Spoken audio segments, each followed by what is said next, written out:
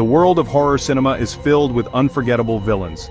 We often assume these monsters are born solely from a writer's imagination. Yet the truth behind some iconic screen terrors is far more unsettling. These cinematic nightmares have a common, chilling ancestor, a real person whose life was a true story of horror. Consider three titans of terror, and these films, each a masterpiece of suspense and dread, seem distinct in their horrors, yet a single dark shadow looms large behind them all. This shared wellspring of inspiration is not a mythical creature but the story of one man. His name, perhaps unfamiliar to some, is intrinsically linked to these cinematic fiends. Prepare to explore the depths of a disturbed mind and the unsettling legacy it left behind.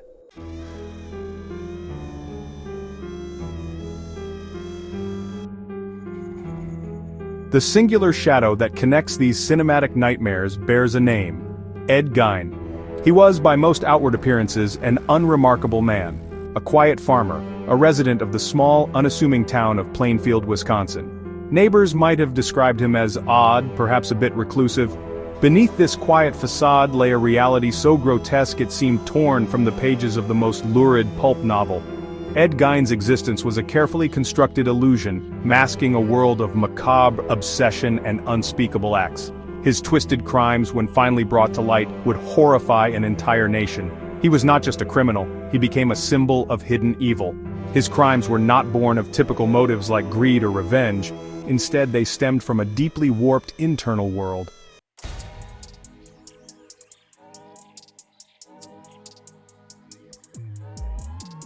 This exploration is dedicated to dissecting the life, crimes, and cultural legacy of Ed Gein.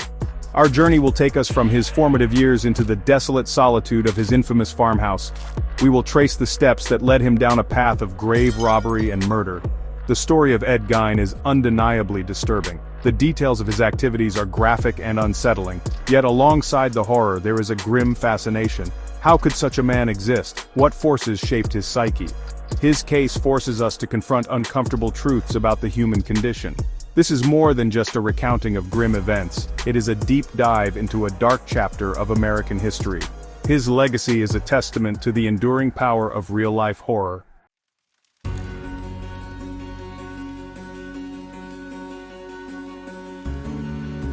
Edward Theodore Gein first entered the world on August 27, 1906, in La Crosse County, Wisconsin. The Gein family unit was troubled from its inception. His father, George Philip Gein, was often lost to the haze of alcohol. The dominant force in this fractured family was Augusta Wilhelmina Leark Gein, Ed's mother. Augusta was a woman of formidable will and deeply entrenched fire and brimstone Lutheran beliefs. She viewed the world outside her narrow perspective as a cauldron of sin and moral decay. Her marriage to George was reportedly one of convenience, rather than affection. She openly despised her husband, viewing his alcoholism and perceived weakness with unbridled contempt. Even before the family's infamous move to the isolated farmstead, the atmosphere within the Gein household was thick with unspoken tensions. These formative years laid the foundational stones for Ed's later psychological development.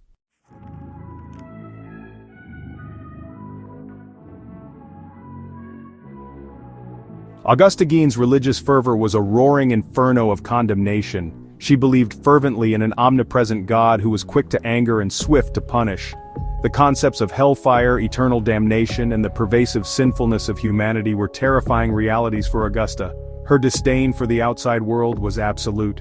Alcohol was a demon, but her condemnation extended far beyond drink. She preached that all forms of pleasure and worldly enjoyment were snares set by the devil. Augusta harbored a deep-seated hatred and suspicion of all women, with the singular exception of herself. This toxic ideology was a constant refrain in the Gein household. Augusta communicated these harsh beliefs to Ed and Henry through daily, often graphic readings from the Old Testament. This constant immersion in themes of death, punishment, and sin began to warp Ed's understanding of morality and human relationships.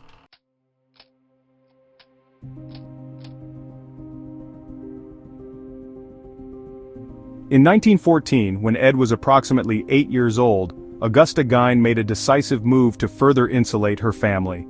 She sold the family's grocery store and home in La Crosse and purchased a desolate farm on the outskirts of Plainfield, Wisconsin.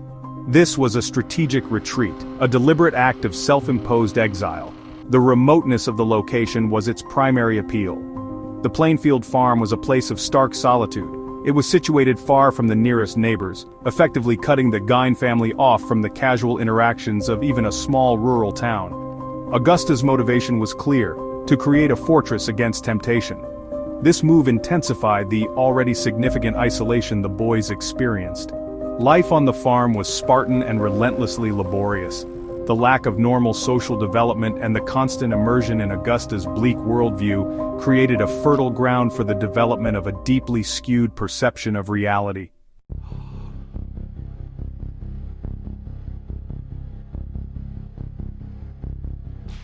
Augusta Gein's control over her sons, particularly Ed, was absolute and meticulously maintained through a combination of psychological manipulation, religious indoctrination, and overt disapproval. She was the undisputed matriarch, her word carrying the weight of divine authority within the isolated confines of their Plainfield farm. Any nascent sign of independence or deviation from her strict code of conduct was met with swift and severe censure. She cultivated an atmosphere where her approval was the ultimate prize and her displeasure the most feared consequence. This created a dynamic where obedience was not just expected but deeply ingrained as a survival mechanism for her younger, more sensitive son. One of Augusta's primary methods of control involved actively sabotaging any attempts by Ed or Henry to form relationships outside the family. If the boys showed any inclination towards making friends at school or in the rare instances they encountered other children, Augusta would intervene. She would either forbid the interaction outright, often accompanying her prohibition with dire warnings about the sinfulness and bad influence of others, or she would punish them for their attempts. This systematic isolation ensured that her sons remained emotionally and socially dependent on her, with little opportunity to develop alternative perspectives or experience healthy peer relationships, which are crucial for normal psychological development. The daily Bible readings were another cornerstone of Augusta's architecture of control. She did not choose passages that spoke of comfort, love, or redemption. Instead, she focused intently on the most graphic and terrifying sections of the Old Testament, reciting vivid accounts of death, divine punishment, plagues, and gruesome retribution for sin. These readings were not intended to inspire faith but to instill fear of God, fear of sin, and by extension fear of disobeying Augusta, who positioned herself as God's righteous enforcer. This constant barrage of religious terror, fused with Ed's naturally shy and repressed nature, created a deeply troubled internal landscape where sin and sexuality became inextricably linked with horror and maternal disapproval. While both boys were subjected to Augusta's oppressive regime, Ed seemed to absorb her teachings more profoundly and uncritically than his older brother Henry. Henry, as he grew older, began to exhibit signs of questioning their mother's extreme views, and even occasionally dared to speak back to her, much to Augusta's fury. Ed, in stark contrast, remained largely passive and obedient, seemingly eager to please his mother and avoid her wrath. Augusta, in turn, appeared to favor Ed, perhaps seeing in him a more successful product of her efforts, a soul she could more completely mold. This intense, almost symbiotic relationship between Ed and his mother became the central, defining feature of his young life, shaping his psyche in ways that would have devastating future consequences.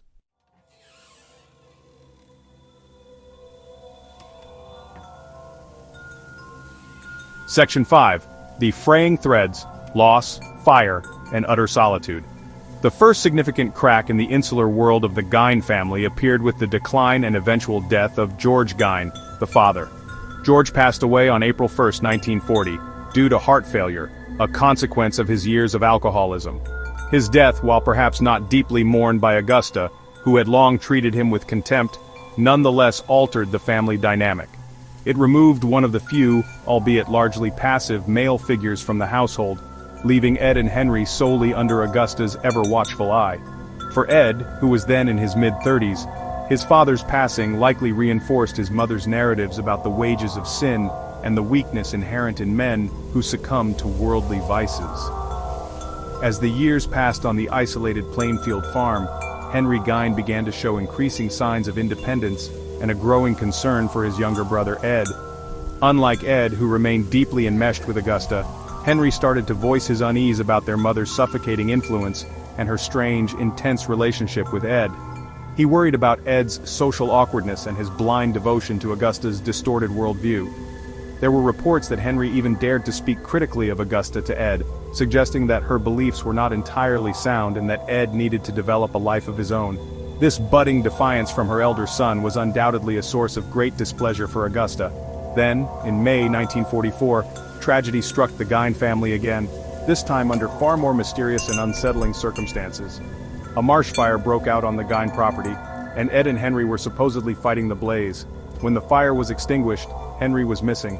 Ed later reported to the authorities that he had lost sight of his brother in the smoke and dense undergrowth. Henry's lifeless body was discovered later that day, lying face down. While the official cause of death was listed as asphyxiation, bruises were reportedly found on his head, and curiously, the area where his body lay appeared to be untouched by the fire. Despite these oddities and Ed's somewhat contradictory accounts, no formal investigation was pursued at the time. With Henry gone, Ed was left as Augusta's sole companion and caregiver. However, Augusta herself was not destined to live much longer. Her health began to deteriorate rapidly following a paralytic stroke. Ed devoted himself entirely to her care, tending to her every need with a singular, almost obsessive focus. Despite his efforts, Augusta Gein suffered a second stroke and passed away on December 29, 1945. Her death at the age of 67 severed the final thread connecting Ed to any semblance of a normal family structure. At 39 years old, Edward Gein was now truly, utterly alone in the isolated farmhouse, left to confront the deafening silence and the overwhelming weight of his mother's enduring, terrifying legacy.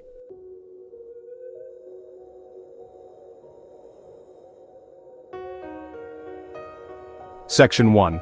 The Weight of Solitude, Augusta's Lingering Shadow. With Augusta Gein's death in December 1945, the final anchor tethering Ed to any semblance of conventional reality snapped. The farmhouse, once filled with her commanding voice and iron-willed presence, fell into an oppressive, echoing silence. Ed was 39 years old. He had never known life without his mother's constant, overwhelming influence. He had never lived independently, never forged a meaningful adult relationship, never truly navigated the world on his own terms. Now, he was utterly, terrifyingly alone. The isolation Augusta had so meticulously cultivated around her family now enveloped Ed entirely. A suffocating blanket from which there seemed no escape, and perhaps no desire to escape. The psychological impact of this profound loss was immediate and devastating. Augusta had been the sun around which Ed's entire existence revolved. Her pronouncements were law, her approval his life's aim. Grief, raw and disorienting, consumed him, but this was no ordinary bereavement. It was a grief compounded by a terrifying, unwelcome freedom. The rules that had governed his every thought and action were suddenly absent, yet their echoes resonated louder than ever in the empty rooms. Her voice, her judgments, her condemnations of the world and its sinfulness continued to dictate his internal landscape. This void, this sudden absence of his primary controller and companion, accelerated his already precarious mental state into a rapid, downward spiral. In a desperate, poignant act of preservation, Ed attempted to freeze time, to keep Augusta's presence intact. He sealed off the rooms she had most frequented, her upstairs bedroom, the downstairs parlor, and the main living room. These spaces became shrines, untouched by time or the encroaching chaos of his own life. He boarded up the doorways, leaving them as silent monuments to her memory. For himself, he retreated to a small, squalid bedroom next to the kitchen, and the kitchen itself became his primary living area. This physical division of the house mirrored the growing schism in his mind, one part preserved for Augusta, the other descending into darkness and neglect. The farm, once a place of relentless toil under Augusta's direction, began to fall into disrepair. Ed's personal hygiene deteriorated. He seemed to have little interest in the practicalities of survival beyond the bare minimum. The outside world, which Augusta had taught him to despise and fear, receded even further. He was withdrawing, sinking deeper into an internal reality that was increasingly distorted, populated by the ghosts of his past and the burgeoning seeds of his macabre obsessions. The Plainfield farmhouse, his only home, was slowly transforming. It was becoming less a dwelling and more a mausoleum, a testament to his mother's enduring power and his own crushing, unbearable despair.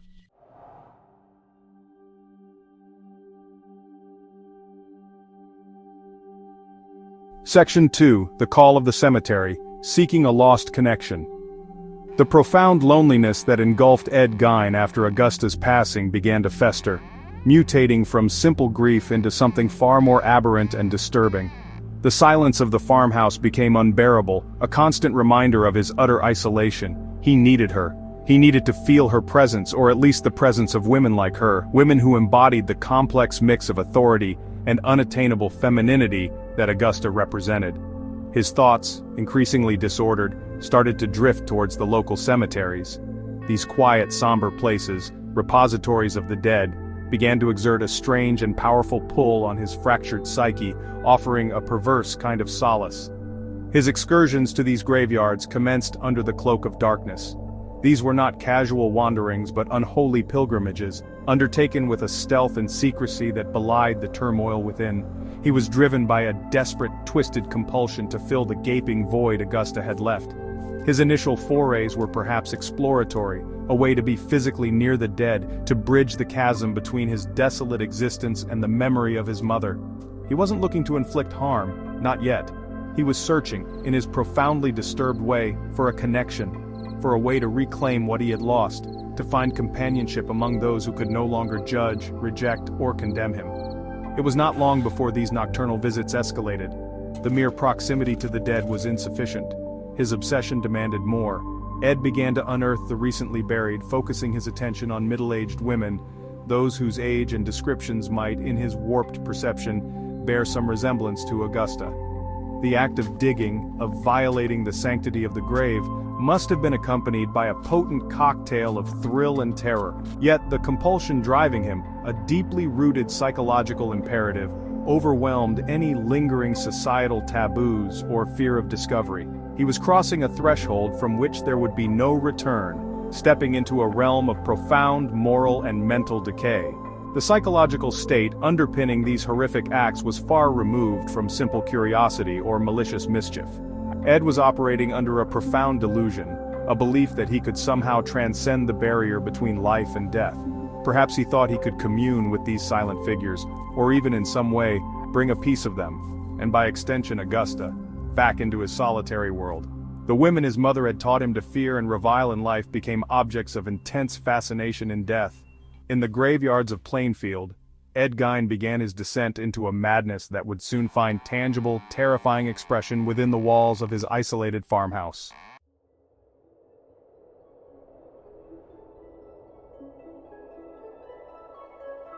Section 3, Trophies of the Damned, a Grisly collection begins. Ed Gein's nocturnal expeditions to the local cemeteries were not exercises in vandalism for its own sake.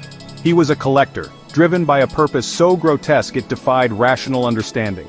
He did not seek jewelry or other valuables interred with the deceased. His interest lay solely with the mortal remains themselves. He exhumed bodies, primarily those of women who reminded him of his mother, and took from them specific, horrifying trophies. Skulls were prized, as were significant sections of skin and various bones. The careful, almost methodical selection of these remains hinted at a grim plan already taking shape in the recesses of his deeply disturbed mind, a plan centered around his obsession with the female form as dictated by Augusta. The initial purpose behind this macabre collection was likely multifaceted, evolving as his psychosis deepened. At first, these human fragments may have served as tangible mementos, physical objects to anchor his memories of Augusta, or to populate his desolate world with some form of companionship, however ghastly. His lifelong fascination with anatomy, possibly sparked by the graphic tales of death and divine retribution Augusta read from the Bible, and perhaps further fueled by pulp magazines or medical texts he may have encountered, found a new, horrifying outlet. These trophies were not merely stored away, they became focal points for his increasingly bizarre fantasies and experiments. Soon, Ed began to experiment with the human remains he brought back to the farm. He attempted to preserve the skin, using crude methods learned from his limited readings. He cleaned and treated the bones, showing a morbid curiosity about their structure and potential uses. The farmhouse, particularly his small living quarters, transformed into a grotesque laboratory. Here, surrounded by the silent, decaying remnants of the dead, Ed Gein worked on his unholy projects, driven by impulses he likely did not fully comprehend himself, but was powerless to resist. The line between the living and the dead, already blurred in his mind, was now being physically dismantled within his home. As his collection of human remains grew, so too did the complexity of his delusions. The macabre items were not hoarded indiscriminately like a common pack rat's cache.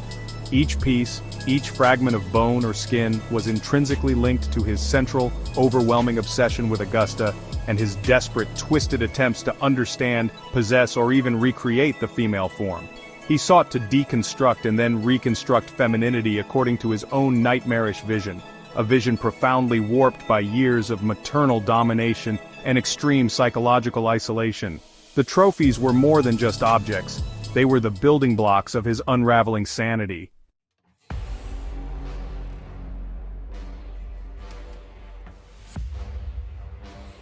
Section 4. The Farmhouse Transformed, a Landscape of Lunacy.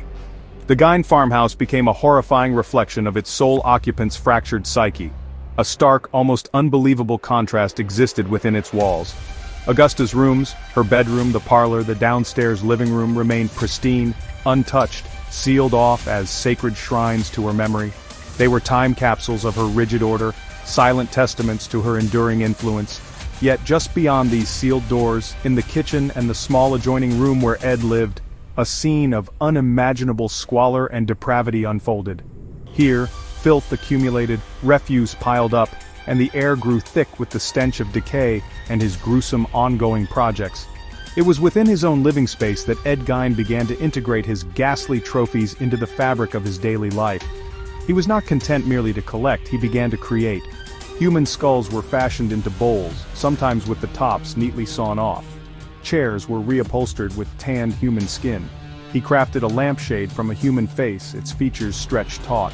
Leggings were made from human leg skin, and a corset from a female torso, skinned from shoulder to waist. These were not items hidden away in shame or fear. They were functional objects incorporated into his domestic environment, a chilling normalization of the horrific within his isolated, self-contained world. The psychological significance of this transformation of his home cannot be overstated. The farmhouse became a tangible extension of Ed's own disintegrating mind, a physical landscape of his lunacy.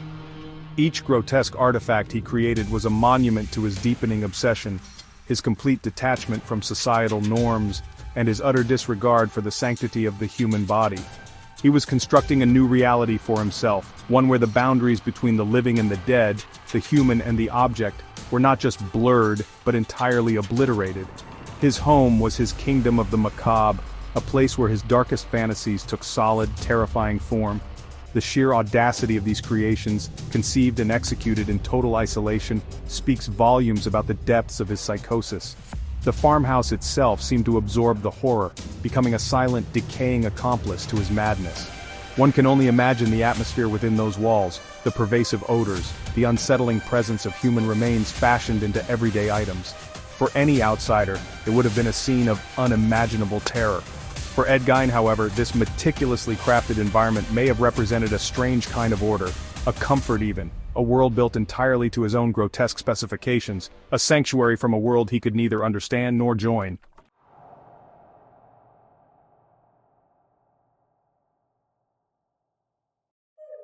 Section 5. The Mask of Mundanity, Plainfield's Odd Neighbor. Despite the unimaginable horrors unfolding within the confines of his remote farmhouse, Ed Gein presented a surprisingly unremarkable if somewhat eccentric face to the small community of Plainfield. He was generally known as a quiet and solitary man, a bit of a recluse, but few, if any, perceived him as a genuine threat. He took on odd jobs around the town, performing handyman tasks for various neighbors, and was even occasionally entrusted with babysitting local children.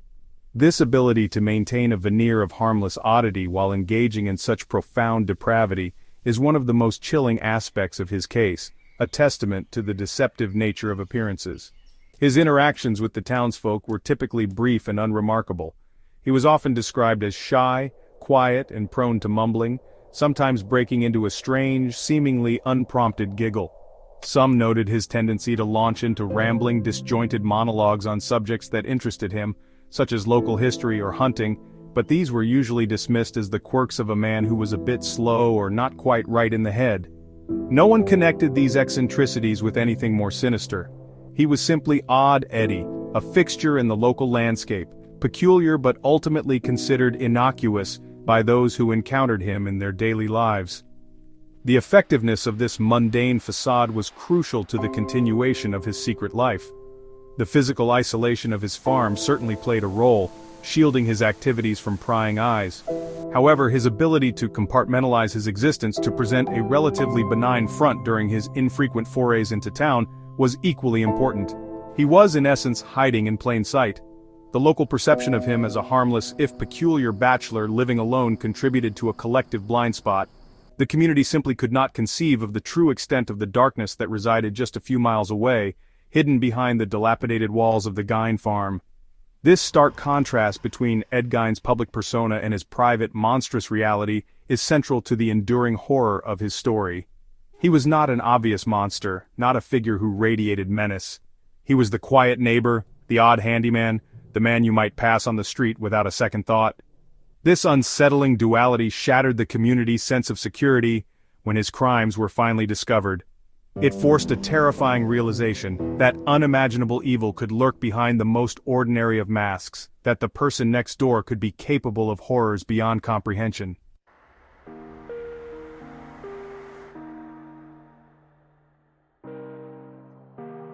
The grave robbing, the collection of human remains, and the crafting of grotesque artifacts were all stepping stones towards a far more profound and disturbing ambition for Ed Gein.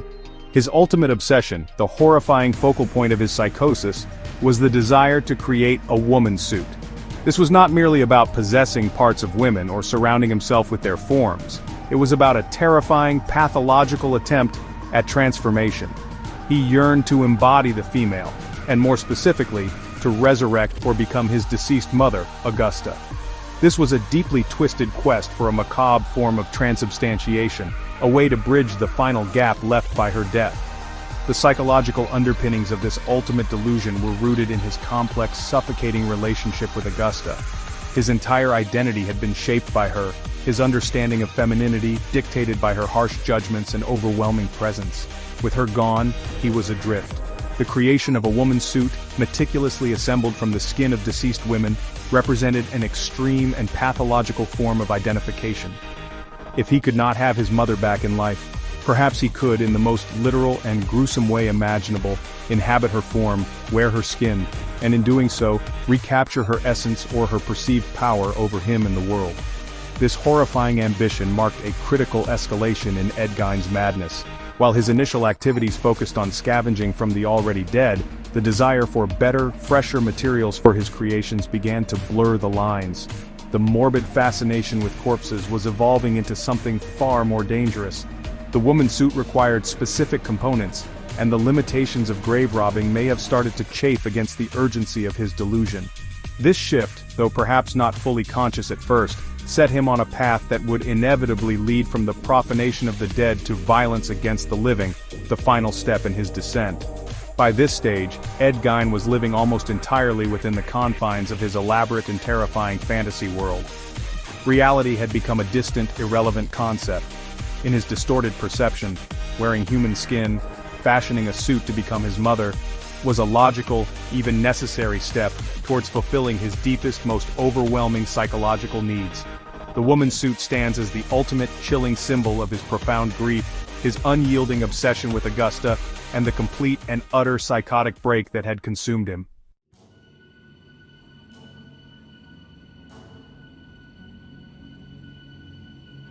The chilling chain of events that would finally rip the veil from Ed Gein's secret world began on a cold, ordinary Saturday. November 16, 1957, marked a day of profound loss for the small, tight-knit community of Plainfield, Wisconsin. Bernice Worden, the 58-year-old owner of the local hardware store, a familiar and trusted figure to nearly everyone in town, inexplicably disappeared. Her store, usually a hub of quiet commerce and neighborly chat, stood eerily silent. The cash register was found open, and a dark stain on the wooden floor hinted ominously at a violent struggle, a stark contrast to the mundane items still lining the shelves. Bernice was a widow, known for her straightforward demeanor and confidence. Her absence was immediately noticed and deeply felt. Her son, Frank Worden, served as a deputy sheriff in Plainfield. The personal and professional horror of his mother's disappearance spurred him into swift action.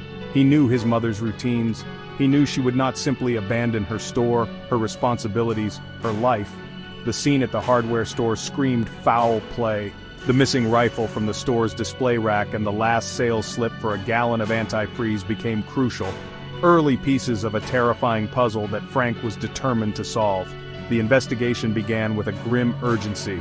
Frank Worden, alongside Sheriff Art Schlee, meticulously pieced together Bernice's last known movements. They interviewed locals, searching for any witness, any clue that might shed light on her sudden vanishing. The sales ledger in the hardware store provided the first tangible lead. It recorded the day's transactions, a mundane list that now held a potentially sinister significance. The final entry for that fateful Saturday was for a half-gallon of antifreeze. The customer? A name familiar to most in Plainfield, though perhaps not one immediately associated with violence: Ed Gein. This detail, the final transaction, immediately focused suspicion on the reclusive farmer. Gein was known to be peculiar, a man who largely kept to himself, but he was also a customer. Had Bernice Worden's last interaction been with him? Frank Worden recalled that Gein had been in the store the previous evening, inquiring about antifreeze and saying he would return the next morning to purchase it. The connection, though circumstantial, was strong enough to warrant a visit to Gein's isolated farm. As dusk began to settle on that anxious Saturday, the investigators prepared themselves for what they hoped would be answers, but what would ultimately be the discovery of unimaginable horrors.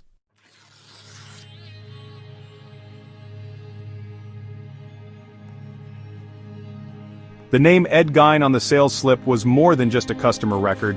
It was a beacon in the terrifying fog of Bernice Worden's disappearance. Sheriff Art Schlee and Deputy Frank Worden, driven by a mixture of dread and grim determination, knew their next step. Gein lived on a remote farmstead, miles outside of Plainfield, a place already shrouded in an aura of neglect and isolation. It was a location that few townsfolk ever visited, a property that mirrored the reclusive nature of its owner. The decision was made, they had to pay Ed Gein a visit. The antifreeze sale was the thread, and they had to see where it led. As the lawman approached the Gein farmstead later that evening, the atmosphere itself seemed to portend something dreadful. The property was run down, the fields untended, the buildings dilapidated and dark under the fading light.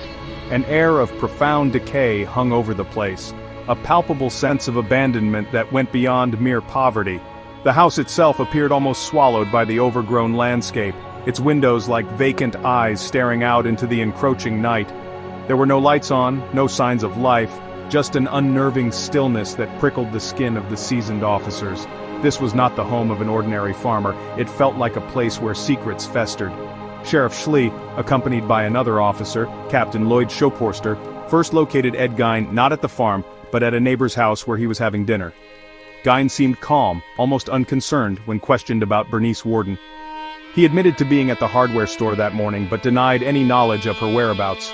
His placid demeanor did little to alleviate the officer's suspicions.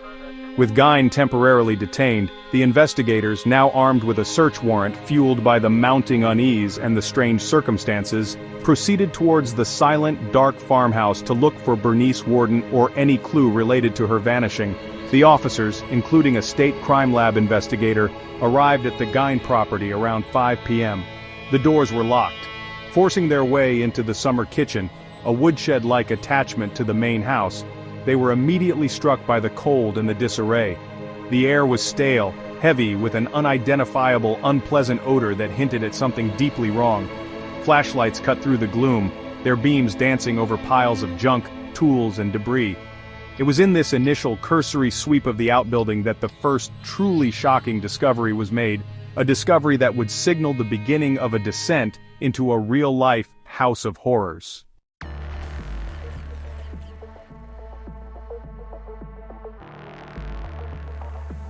Section 3. The Threshold of Terror. First Glimpse into Madness. The beam of Sheriff Art Schlee's flashlight sliced through the oppressive darkness of the summer kitchen, a lean-to shed attached to the main Gein farmhouse. The air was frigid, the silence profound, broken only by the crunch of debris underfoot and the officer's own breathing. As Schlee moved deeper into the cluttered space, his light fell upon an object hanging from a meat hook, suspended from the rafters. At first, in the dim, flickering light, its identity was unclear. It was large, pale, and vaguely human-shaped. Then, with a sickening lurch of realization, the sheriff recognized what it was. The unimaginable had become real. It was the naked, headless body of a woman, hung upside down by her ankles, disemboweled, and dressed out like a deer. The horror of the sight was instantaneous and overwhelming, a visceral punch that left even the hardened lawman momentarily stunned. This was no ordinary crime scene. This was a butcher's den, a place of unimaginable depravity. The search for Bernice Worden had come to a brutal, horrifying end. The discovery confirmed their worst fears and plunged them headlong into a nightmare far darker than any of them could have possibly conceived. The initial shock was quickly followed by a chilling question: what other horrors lay hidden within this house? The officers, now gripped by a mixture of revulsion and grim duty, knew they had to press on. The main house remained unexplored, a dark, silent entity promising further terrors. The stench from within, a cloying mix of decay, unwashed bodies, and something else, something uniquely foul, grew stronger as they approached the sealed-off sections. Accessing the main living quarters of the farmhouse meant stepping through a threshold not just into another room, but into the very heart of Ed Gein's madness. The squalor was immediate and overwhelming. Every surface was covered in filth, mounds of garbage, old magazines, tin cans, and bizarre, unidentifiable objects. As their eyes adjusted to the dim light, filtered through grime-caked windows and supplemented by their wavering flashlights, the investigators began to discern the true nature of the chaos surrounding them. It wasn't just dirt and refuse. Intermingled with the everyday squalor were items that defied belief, objects crafted from human remains. The full extent of the nightmare was only just beginning to unveil itself. Each step deeper into the farmhouse revealed a new layer of horror, a testament to years of unchecked psychosis and macabre creativity. The quiet, odd handyman from Plainfield had curated a private hell within these decaying walls.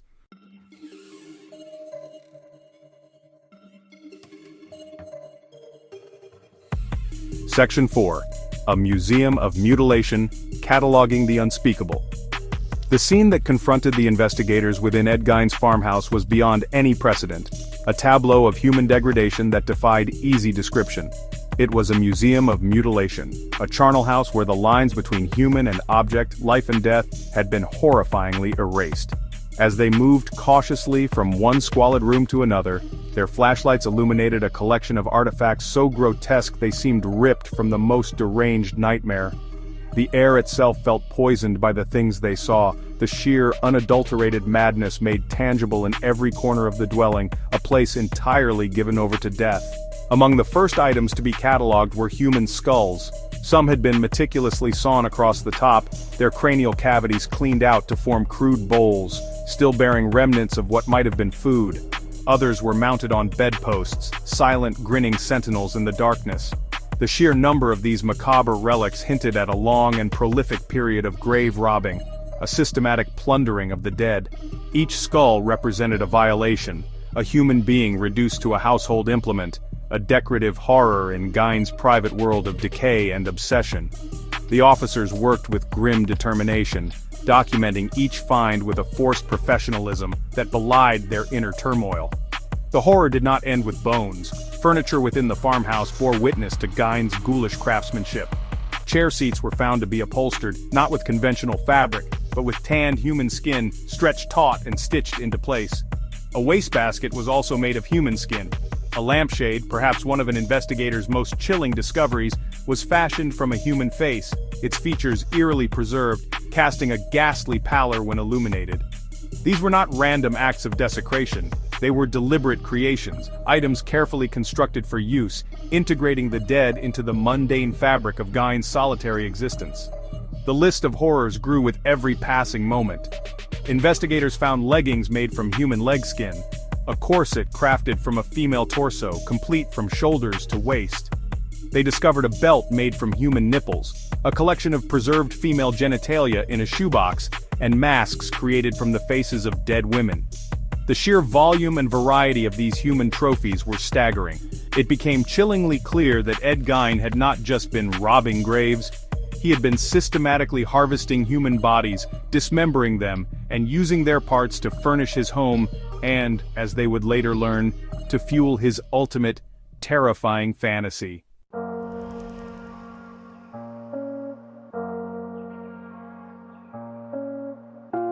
Section 5. Echoes of the Lost Bernice Worden and Mary Hogan found.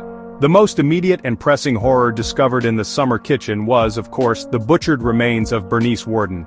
Her body, decapitated and dressed out like a hunter's kill, was a brutal confirmation of her murder.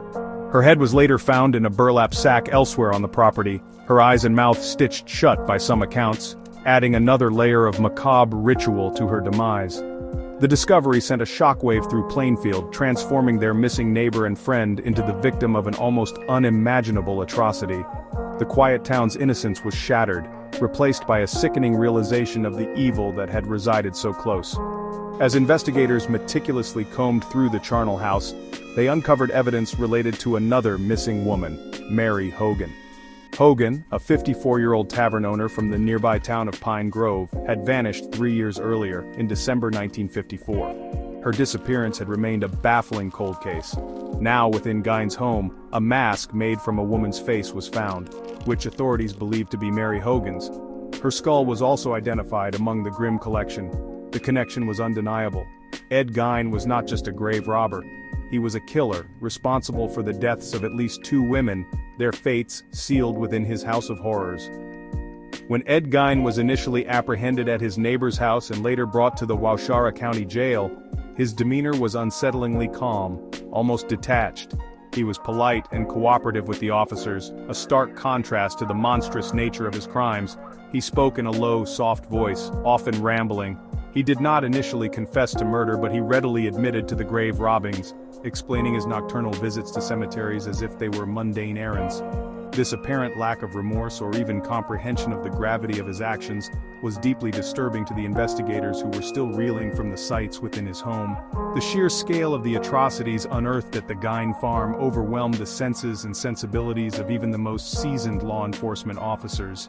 The farmhouse was not merely a crime scene, it was a monument to one man's descent into profound madness. The task of collecting evidence, of cataloging each human fragment, each grotesque creation, was a nightmarish undertaking.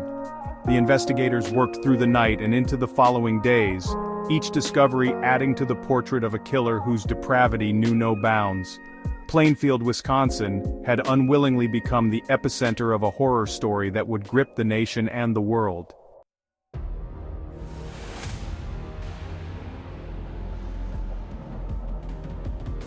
Section 6. A Confession of Nightmares, the woman's suit revealed. Under interrogation, the wall of Ed Gein's strange detachment began to crumble, not into remorse, but into a chillingly matter-of-fact recitation of his deeds.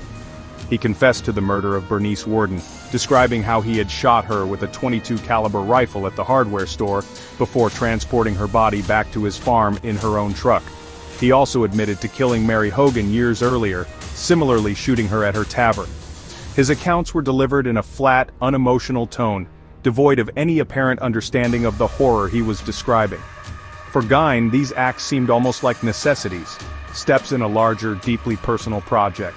Beyond the 2 murders, Gein openly discussed his extensive grave-robbing activities. He claimed to have made as many as 40 nocturnal visits to local cemeteries over a period of several years. He would check the obituaries for recent burials of middle-aged women, those he felt might resemble his deceased mother, Augusta. He described how he would dig up the graves, often with the help of a local acquaintance who was apparently unaware of Gein's true intentions, believing they were on simple if morbid excursions. Gein insisted he never had sexual relations with the corpses, stating he exhumed them because he was in a daze-like state. The most disturbing revelation, however, concerned his ultimate motive. When questioned about the purpose behind his gruesome collection of human skin and body parts, Gein unveiled his darkest secret. He confessed that he had been attempting to create a woman's suit. He explained that he wanted to make a suit of female skin so that he could literally embody a woman to become his mother.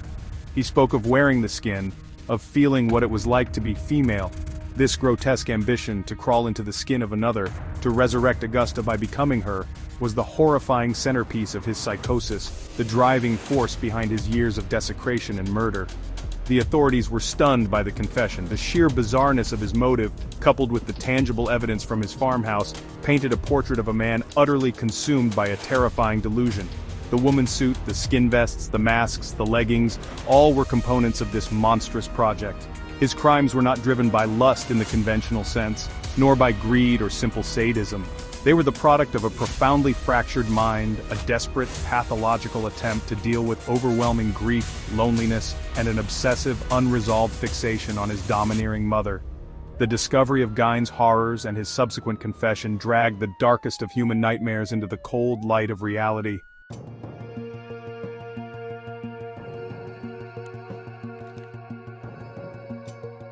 Section 1. The Threshold of Justice, Initial Proceedings and Questions of Sanity. The grisly revelations from Ed Gein's farmhouse sent shockwaves far beyond Plainfield. News of the horrors electrified the nation, painting a chilling portrait of the quiet, unassuming man. Gein was formally arrested, and the initial charge was for the murder of Bernice Worden.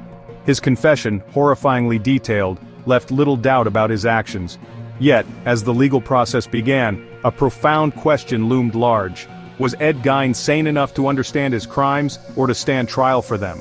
The nature of his atrocities, the sheer unimaginable bizarreness of his woman suit and ghastly trophies, screamed of a mind utterly detached from reality. The legal system found itself grappling with an unprecedented case. The crimes were so grotesque, so far outside the realm of common understanding, that the usual parameters of justice seemed insufficient. The initial arraignment was a somber affair, with Gein appearing bewildered, almost childlike amidst the storm of public revulsion and media attention. It became immediately clear that his mental state would be the central issue. The court quickly ordered comprehensive psychiatric evaluations. The focus began to shift from the stark question of guilt, which his confession seemed to establish, to the more complex, nebulous territory of his mental competency and criminal responsibility. Psychiatrists were tasked with peering into the abyss of Ed Gein's mind. Their examinations sought to unravel the tangled threads of his psychosis. Doctors who interviewed him described a man who was polite, cooperative, and strangely passive. He spoke of his grave robbings and even the murders with a disturbing lack of emotion, a flat affect that chilled seasoned professionals. He seemed unable to grasp the enormity of his actions or the profound horror they induced in others. His world was one of an alternate reality, populated by his mother's enduring presence and his own twisted interpretations of life and death. Ultimately, the findings of these initial evaluations were stark and unambiguous. Ed Gein was diagnosed with schizophrenia and profound psychosis. On November 21, 1957, just days after the discovery, he was found legally insane and therefore unfit to stand trial. He did not understand the charges against him and could not assist in his own defense. This ruling meant he would not immediately face a jury for his crimes. Instead, he was to be committed to a secure psychiatric facility. For some, this felt like justice denied, while for others, it was a grim acknowledgement of a mind so broken it was beyond conventional punishment.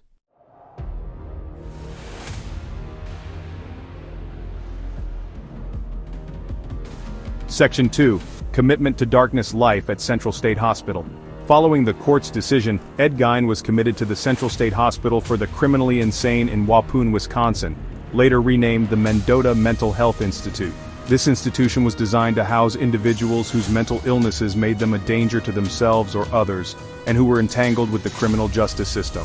For Gein, it marked the beginning of a life confined not by prison bars in the traditional sense, but by the walls of a high-security psychiatric facility. His arrival was met with a mixture of trepidation and intense curiosity by the staff, who were now responsible for the man behind America's most ghastly headlines. Within the structured environment of Central State, Gein's demeanor remained largely unchanged from his initial arrest. He was, by most accounts, a model patient. He was quiet, docile, and followed institutional rules without complaint. He engaged in simple tasks, participated in occupational therapy, and generally avoided any conflict with staff or other inmates. This placid behavior stood in shocking contrast to the monstrous acts he had committed. It was as if the ferocious, obsessive drive that led to grave robbing and murder had been extinguished, or at least submerged, once he was removed from his isolated farmhouse and the triggers it contained. The psychiatric staff continued to observe and assess Gein. His diagnosis of schizophrenia, characterized by severe thought disorder, delusions, and hallucinations, was consistently upheld. Doctors noted his deep, unresolved fixation on his mother, Augusta, which remained a central theme in his fragmented thoughts. He often spoke of her with a strange reverence, seemingly oblivious to the destructive impact her oppressive upbringing had on his psyche. His understanding of his crimes remained shallow, almost childlike. He displayed little in the way of true remorse, often expressing confusion about why his actions had caused such widespread horror and condemnation. This paradox of the model patient who had perpetrated such heinous acts was a constant source of bafflement. Gein was polite, cooperative, and even described by some staff as likable in his own odd way. Yet, this was the same man who had exhumed corpses, fashioned household items from human remains, and brutally murdered at least 2 women. His apparent inability to connect his actions with their horrific consequences underscored the profound depth of his mental illness. He lived within his own internal world, a world largely inaccessible to others, where the boundaries of right and wrong were grotesquely distorted beyond recognition.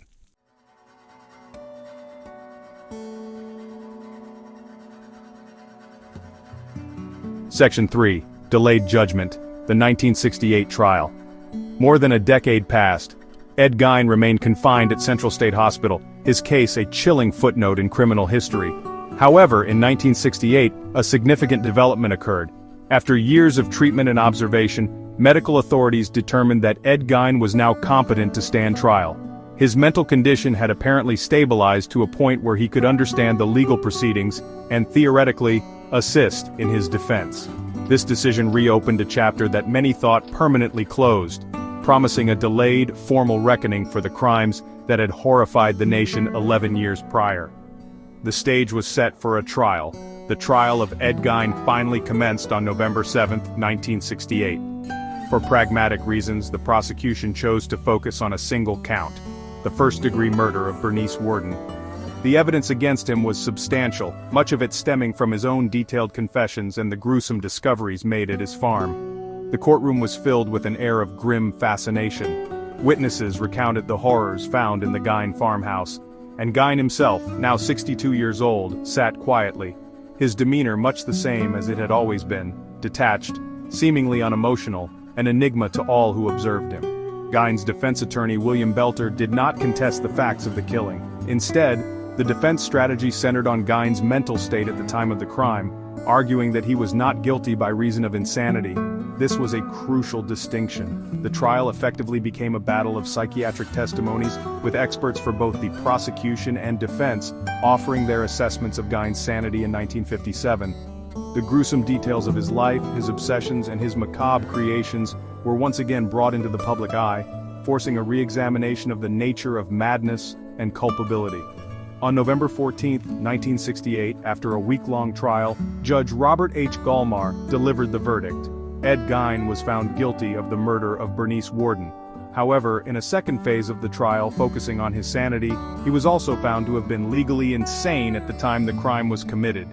This dual verdict meant that while he was criminally responsible for his actions, his profound mental illness negated full culpability in the traditional sense. Consequently, he was not sentenced to prison. Instead, Ed Gein was ordered to be returned to Central State Hospital, where he would spend the remainder of his life under psychiatric care.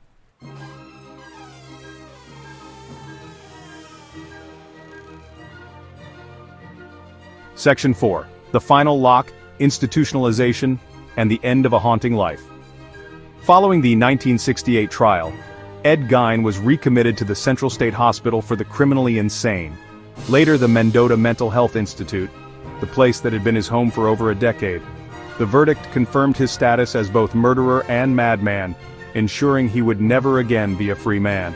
His life settled into the monotonous routine of institutional care.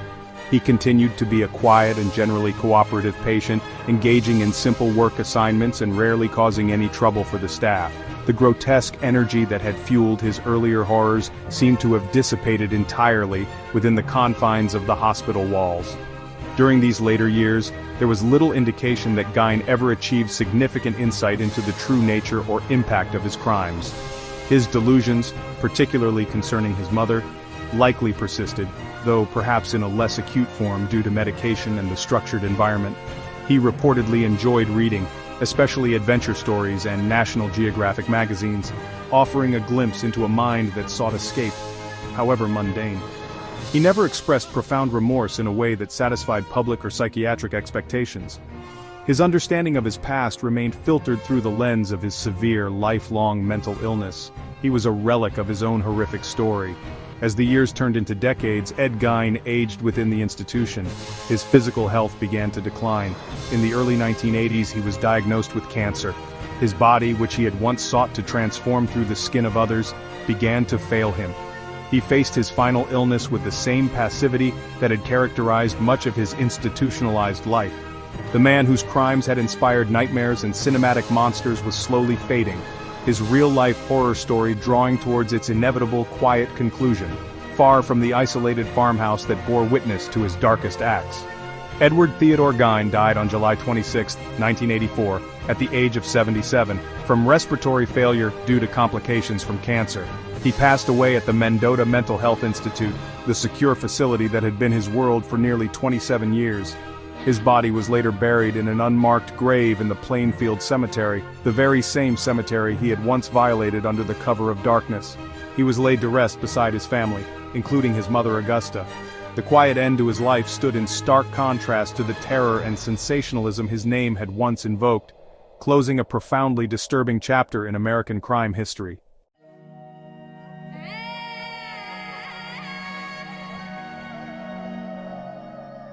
Section 1. The unsettling muse Gein's crimes as dark inspiration. The grotesque revelations from Ed Gein's Plainfield farm did more than just horrify the American public. They seeped into the nation's subconscious. His story, a real-life tale of isolation, maternal obsession, and macabre craftsmanship, became a dark wellspring for creative minds. The raw materials were too potent to ignore. An isolated farmhouse, a domineering deceased mother, human skin masks, and furniture made from bones. These were not the products of a fiction writer's overactive imagination. They were documented facts, chilling realities unearthed in rural Wisconsin. This truth, far stranger and more disturbing than fiction, offered a new blueprint for horror. The case of Ed Gein resonated deeply because it shattered comforting illusions. It revealed that monsters were not confined to Gothic castles or distant lands. They could be the quiet neighbor, the unassuming recluse. This proximity of evil, its potential to lurk behind a mundane facade, was a terrifying concept. Writers and filmmakers, always searching for new ways to explore fear, found Gein's story irresistible. It provided a uniquely American brand of horror, rooted in the quiet desperation of the heartland, the psychological decay bred by isolation, and the terrifying potential hidden within the seemingly ordinary average man. Gein's specific pathologies offered a rich tapestry for character development. His unhealthy consuming fixation on his mother Augusta provided a chilling template for dysfunctional family dynamics taken to their most extreme conclusions. The desire to preserve or even become a deceased matriarch was a novel and deeply unsettling psychological hook. Furthermore, his gruesome hobbies, the creation of objects from human remains, introduced a tangible, visceral element of horror. It wasn't just about murder, it was about the horrifying aftermath, the transformation of human bodies into trophies and tools, a profound desecration that struck a primal nerve. The impact was not immediate in all its forms, but the seeds were sown in the late 1950s. As news of Gein's atrocities spread, the details became part of a grim American folklore.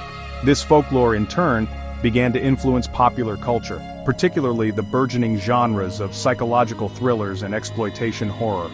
Gein's legacy would not be one of infamy alone. It would be one of dark inspiration, providing the grotesque framework for some of cinema's most enduring and terrifying villains. His shadow would stretch long over Hollywood, leaving an indelible mark on the landscape of cinematic fear for decades to come.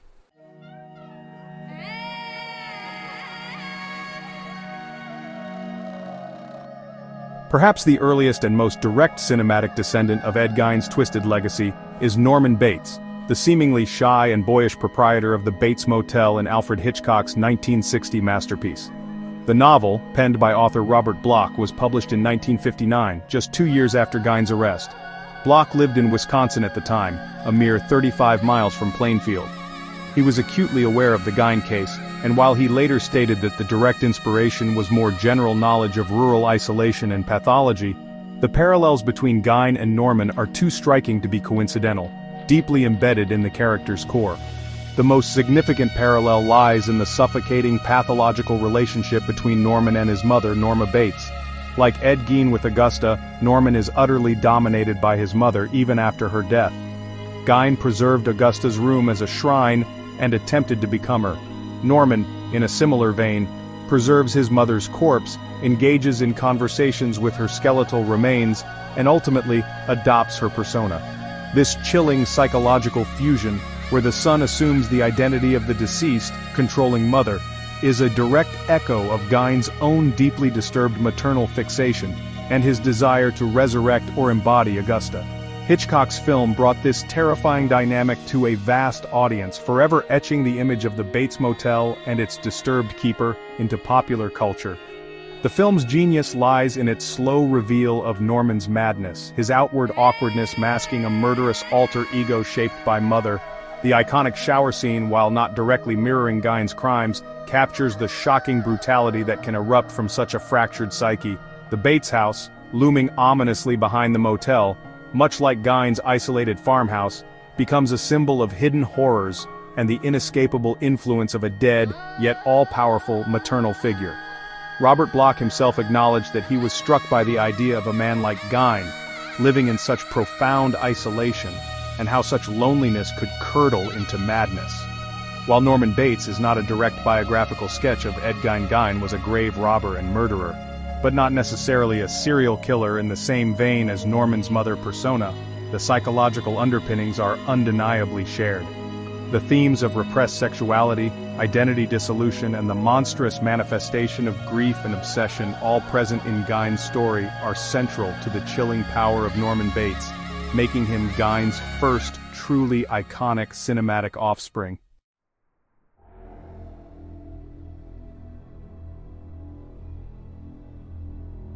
If explored the psychological horrors inspired by Ed Gein, then Tobe Hooper's 1974 relentless shocker plunged audiences directly into a visceral recreation of his gruesome handiwork. Hooper has openly cited Ed Gein as a primary influence on the film, particularly on the character of Leatherface and the nightmarish environment of the Sawyer family's home. While the film presents a family of cannibals, a deviation from Gein's specific crimes, the aesthetic of their lair and Leatherface's terrifying appearance owe a significant debt to the discoveries made in Plainfield, Wisconsin, nearly 2 decades earlier. The most striking visual parallel is Leatherface's infamous mask. Gein was found to have created masks from human female faces, a chilling attempt to transform his identity. Leatherface, the hulking mute killer of the Sawyer clan, similarly wears masks stitched together from the skin of his victims.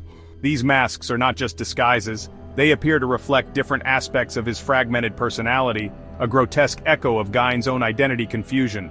The raw, stitched-together nature of these skin masks in the film evokes the same horrifying, primitive craftsmanship found in Gein's farmhouse, a chilling testament to a mind that views human bodies as mere material. Beyond the masks, the Sawyer family home is a direct cinematic reflection of the Gein farmhouse's interior horrors. The film's production design features furniture and decorations made from human bones and skin.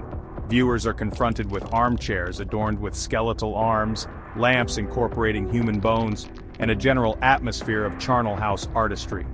This grotesque decor directly mirrors the chairs upholstered in human skin, the skull bowls, and other human-derived artifacts found by investigators at Gein's property. Hooper amplified these elements, creating a relentless visual assault that immersed the audience in a world where human bodies were harvested and repurposed with chilling creativity. While is often remembered for its shocking violence and relentless terror, its true horror lies in this appropriation of Gein's specific brand of domestic ghastliness. Leatherface, with his skin masks and chainsaw, became an instant horror icon, but the truly unsettling power of the film stems from the realization that his horrifying home, filled with the remains of the dead, was inspired by a real place. Tobe Hooper took the isolated rural madness of Ed Gein and transplanted it to the sun-scorched landscape of Texas, unleashing a nightmare that felt terrifyingly plausible precisely because its roots lay in documented human depravity.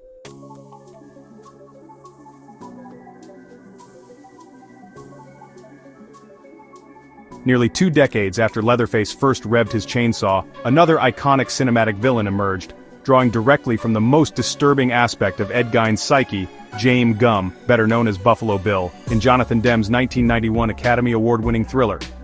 While Buffalo Bill is a composite character, influenced by several real-life serial killers, his defining characteristic, the abduction and murder of women to create a woman's suit from their skin, is a chillingly direct echo of Ed Gein's ultimate confessed obsession. Gein's nightmarish project found its most sophisticated and psychologically terrifying cinematic expression in this character. Thomas Harris, in his novel upon which the film is based, explicitly wove Gein's macabre ambition into Buffalo Bill's modus operandi.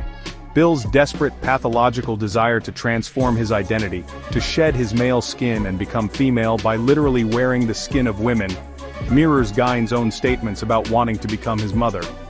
The film graphically depicts Bill's process, the selection of victims, the grim tailoring of their skin, and the chilling moment he dances before a mirror, draped in his grotesque creation.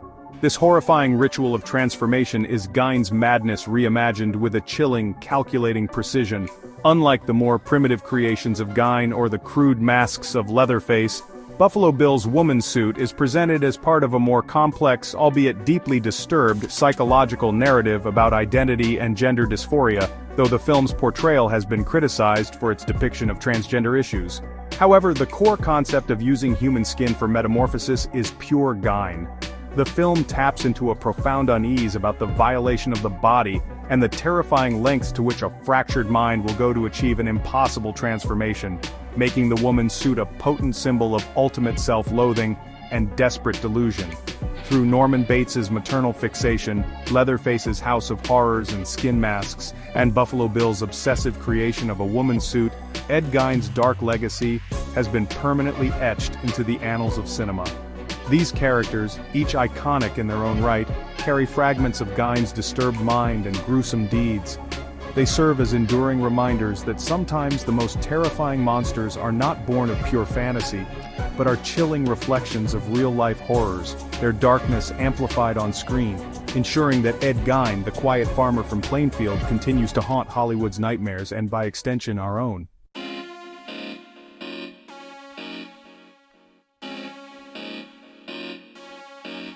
To comprehend the actions of Ed Gein is to embark on a disturbing journey into a labyrinth of profound psychological torment. He was not a monster in the mythical sense, nor was he a calculating criminal driven by conventional motives of greed or revenge. Instead, his horrific deeds were the desperate, grotesque manifestations of a psyche shattered by a unique and deeply damaging upbringing. Psychologists and criminologists have long grappled with his case, attempting to piece together the fractured elements of his mind. His story stands as a chilling testament to the devastating impact of extreme maternal dominance, suffocating isolation, and the insidious progression of severe mental illness, forcing us to confront the darkest capabilities hidden within human nature. The shadow of Augusta Gein looms inescapably large over any analysis of her son's psyche, acting as the primary architect of his warped internal world. Her brand of religious fanaticism was not one of comfort or love but of hellfire, damnation, and unrelenting judgment. She instilled in Ed a deep-seated fear and revulsion for the outside world, particularly for women, whom she painted as inherently sinful vessels of temptation, with herself as the sole exception. This constant barrage of negativity, combined with her absolute control over his thoughts and actions, created a deeply distorted reality for young Ed. He was taught to equate sexuality with sin and human connection with corruption, leaving him profoundly ill-equipped for any form of healthy adult life. This toxic maternal influence was catastrophically amplified by the extreme isolation Augusta deliberately imposed upon her family. By moving them to the remote farmstead in Plainfield, she effectively severed Ed and his brother Henry from normal social interactions and developmental experiences.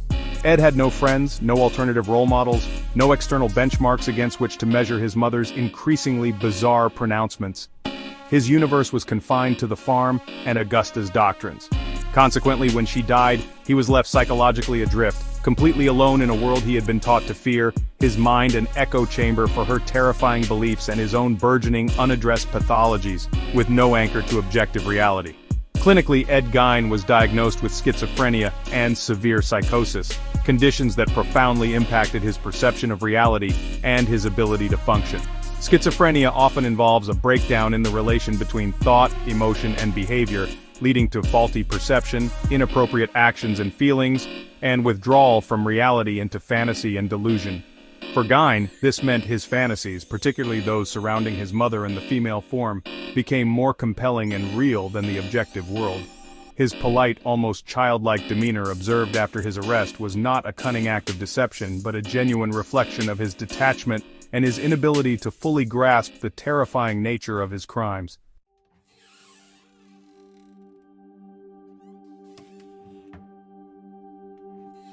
Understanding Ed Gein's motivations requires moving beyond simplistic labels of evil, for his crimes were not born from typical criminal impulses such as calculated malice, unrestrained lust, or a quest for material gain. Instead, his actions were the horrifying symphony of a mind consumed by overwhelming grief, an all-encompassing obsession with his deceased mother, and profound, untreated delusions. He did not seek to inflict pain for its own sake in a sadistic manner. Rather, his gruesome activities were part of a deeply personal, albeit pathologically twisted, quest. He aimed to preserve, to recreate, and ultimately to transform, using human remains as the medium for his nightmarish internal dramas, driven by psychological forces he could neither control nor fully comprehend. The death of Augusta Gein in 1945 was the cataclysmic event that fully unleashed the horrors within Ed. She had been the absolute center of his universe, the sole object of his devotion and the enforcer of his reality. Her absence created a psychological vacuum so immense it threatened to annihilate his already fragile sense of self. The intense loneliness and unresolved grief festered, mutating into a desperate need to reclaim her presence. His initial grave-robbing excursions can be seen as a macabre attempt to combat this unbearable solitude, to surround himself with female forms that, in his distorted perception, represented his mother, thereby attempting to physically deny the finality of her loss. This obsessive grief spiraled into the horrifying ambition that has come to define his case, the creation of a woman's suit. This was not merely about collecting trophies or creating grotesque art, it was the ultimate chilling manifestation of his desire to merge with, or entirely become, Augusta. The meticulous crafting of garments from human skin represented a pathological attempt at transubstantiation, a way to literally inhabit the female form he both feared and idolized.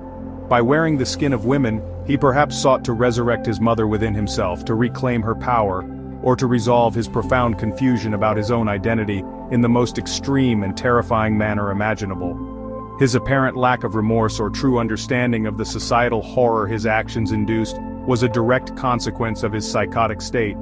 He was not a sociopath feigning innocence. He genuinely inhabited a different reality, one where his ghoulish creations and acts of desecration held a perverse logic. When confronted by authorities, his confusion and childlike responses were not manipulative, but indicative of a mind unable to bridge the chasm between his internal fantasy world and the objective reality of his crimes. For Ed Gein, the horrors he committed were, in some deeply disturbed way, necessary steps in his desperate delusional quest for connection and identity.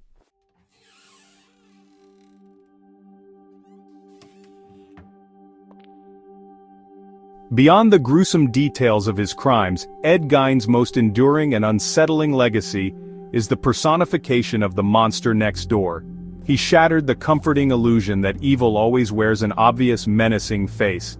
Gein was the quiet handyman, the peculiar but seemingly harmless recluse whom neighbors might have dismissed as merely odd. This terrifying dissonance between his mundane exterior and the unimaginable horrors he concealed within his farmhouse forced a chilling re-evaluation of the nature of evil. It demonstrated that the most profound darkness could fester behind a facade of utter normalcy, walking unnoticed among us, a truth far more disturbing than any fictional bogeyman. The case of Ed Gein serves as a stark and horrifying mirror, reflecting the profound fragility of the human psyche and the devastating consequences of unchecked trauma and isolation. His life story is a grim chronicle of how a mind subjected to relentless psychological abuse, extreme social deprivation, and severe mental illness can fracture and descend into unimaginable depths. It highlights how an individual, starved of healthy human connection and warped by a toxic upbringing, can construct an alternate reality governed by a terrifying internal logic. His existence forces us to acknowledge the potential for such profound aberration, however rare, within the spectrum of human experience, a chilling testament to brokenness. The profound impact of Gein's real-life horrors on popular culture is undeniable. His story provided the dark, fertile soil from which some of cinema's most iconic villains, Norman Bates, Leatherface, and Buffalo Bill, sprang. These characters, each echoing different facets of Gein's psychology and crimes, have haunted the collective imagination for decades. This enduring fascination is not merely morbid curiosity, it reflects a deeper societal need to explore, understand and perhaps contain the darkest extremes of human behavior through narrative. The cinematic monsters he inspired serve as a constant reminder of the real-world horrors that spawned them, keeping his chilling legacy alive in our cultural consciousness. Ultimately, the true horror of Ed Gein lies not in his monstrosity, but in his undeniable, twisted humanity. He was not an alien entity, but a man whose life took a uniquely horrifying path due to a confluence of devastating factors. His story compels us to look beyond simplistic notions of good and evil, to consider the complex interplay of environment, upbringing and mental health in shaping human behavior. The abyss that was Ed Gein's life serves as a permanent, chilling reminder that the veneer of civilization can be terrifyingly thin, and that the capacity for unimaginable darkness might lurk closer than we dare to believe, hidden behind the most ordinary of faces.